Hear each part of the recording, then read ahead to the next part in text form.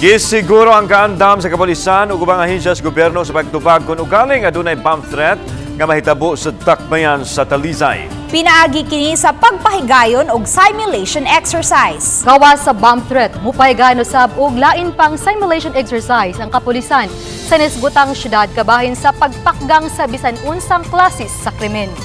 Ano ang report? Gikan sa pagdawat sa alarma, ngadto na sa pagtawag og pakigalayon sa ubang unit sa kapulisan, sama sa Explosive Ordnance Unit ug sa uban pang ahensya sa gobyerno, sama sa mga kabumbiruhan ug sa sakop sa Talisay City Disaster Team. Ilang gipakitang ilang katakos sa pagresponde kuno do na may hulga sa pagpamumba. Nasayran nga sa niaging mga semana, nakadawat og hulga ang silingang syudad sa Talisay. Gihimo ang simulation exercise niadtong weekend sa Talisay City Hall. Gawas sa pagresponde, gipakita nila ang katakos sa pagsubay hangtod na sa pagkakaplag sa gididahang gibutangan sa bomba ug ang insakto nga paghipos niini.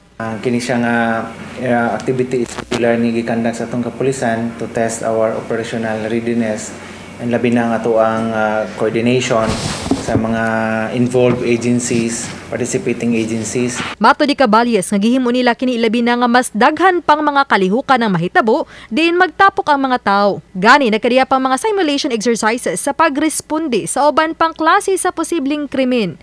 Ang himuon sa Talisay City Police aron mas pagbansay pa sa ilang mga sakop. After sa event natay short lecture, natay subject matter expert nga na that time din hatag po siya sa iyahang idea unsay mga dapat buhaton, unsay mga elemento nga dapat bantayan if ever na mga insidente. Apan gisiguro nila nga bisan usa sa mga krimen di mahitabo sa dakbayan. Uban ni Cleofer Lumayag, ako si Marie Dumabok. Balitang Bisdak.